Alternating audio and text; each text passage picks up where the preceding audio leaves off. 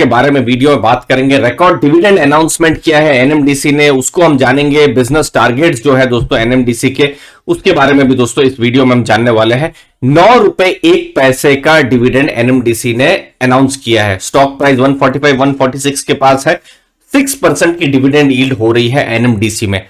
14 दिसंबर ध्यान में रखिएगा क्योंकि एक्स डिविडेंड डेट है और 15 तारीख है रिकॉर्ड डेट। अब किस हिसाब से एनएमडीसी का पास्ट में डिविडेंड आया है, देखिए इस बार की अगर आप बात करें तो 9 रुपए का डिविडेंड, 9 रुपए 1 पैसे का डिविडेंड हो गया। अगर हम पिछले फाइनेंशियल ईयर की बात करें, मार्च 2021 ही है, इसी साल है, लेकिन ये जो डिविडेंड था पिछले फाइनेंशियल ईयर का था, तो 7.76 रुपीस का ये डिविडेंड था। तो बढ़ा है इस बार। 2020 मतलब कोविड से पहले वाला जो साल था 2019-20, उसका डिविडेंड 5.29 रुपीस।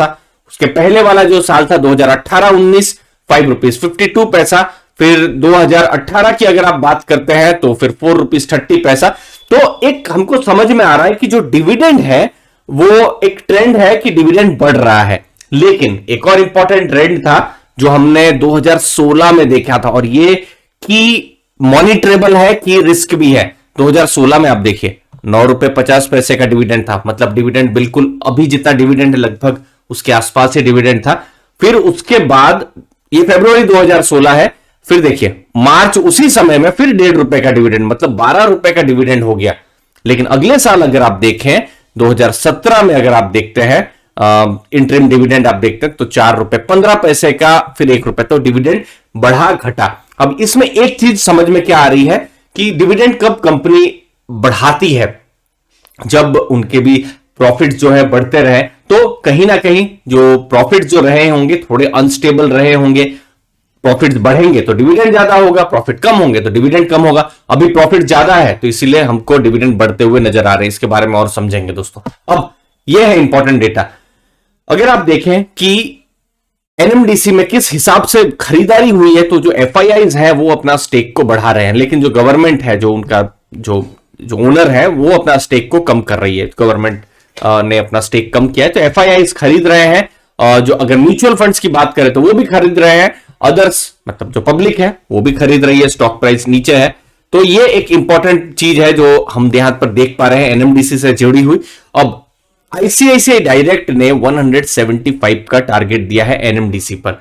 उनका कहने का है कि जो नगरनर जो जगह है जगदलपुर छत्तीसगढ़ में, वहां पर स्टील प्लांट कमीशन हो रहा है एनएमडीसी का। तो ये Q4 में होने की बात है, तो ये एक पॉजिटिव है। वॉल्यूम गाइडेंस 44 मेट्रिक टन का है, जो अभी 34 मेट्रिक टन है, तो ये एक है। वॉल्यूम बढ़े तो बहुत अच्छा है। केपेक्स कंपनी करने वाली है, खर्चा करने वाली है अपना बिजनेस को ग्रो करने के लिए। रिस्क जो है वो ये है कि सेल्स वॉल्यूम अगर कम होते हैं तो ये की रिस्क है। और आयरन ओर के प्राइस अभी तो बढ़ गए हैं, लेकिन अगर ये करेक्ट हो जाते हैं, नीचे हो जाते हैं, तो ये भी एक की रिस्क है। तो ये समझना है। अब देखिए ये फाइनेंशियल से इसको जानना समझना बहुत जरूरी है। और ये क्यों जरूरी है, देखिए ये आईसीआईसीआई डायरेक्ट ने कहा है। देखिए 2000 जो हमने डिविडेंड के साथ देखा था उसके साथ ही हम कंपेयर करते हैं। देखिए 2017 से आप देख रहे हैं सेल्स बढ़ रहा है, ठीक है ना। 8,800 करोड़ से 15,000, ऑलमोस्ट सेल्स डबल हुआ है। और सिमिलरली आप यहां पर एबिटा भी जो देखेंगे 3,600 से 9,000 हो गया है। तो सेल्स बढ़ रहे हैं, प्रॉफिट बढ़ रहे हैं, प्रॉफिट बढ़ रहे हैं तो फिर डिविडेंड भी बढ़ रहे हैं। लेकिन यहां पर ये जो डेटा है फाइनेंशियल ईयर 22 मतलब इस साल में, और यहां पर नेट सेल्स बढ़ने की बात है, लेकिन 2023 में अनुमान लगाया जा रहा है कि ये थोड़ा कम होगा, ठीक है। इंपॉर्टेंट चीज है, एबिटा भी बढ़ा है 8,796 करोड़ का, ये भी बढ़ने की उम्मीद है इस फाइनेंशियल ईयर में। अगले साल मतलब अगला फाइनेंशियल ईयर कम होने की उम्मीद है।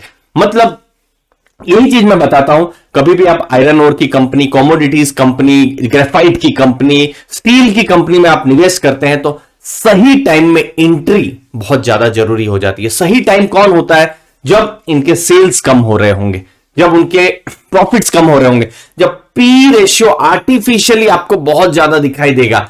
अभी पी रेशियो भी इनके कम दिखाई देंगे। अभी देखिए ईपीएस 21 है तो पी रेशियो 6-7 के आसपास है।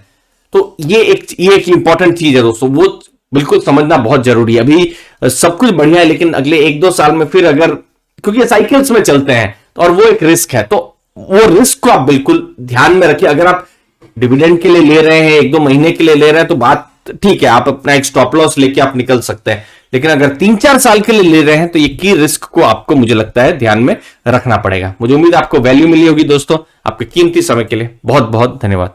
थैंक यू वेरी मच दोस्तों।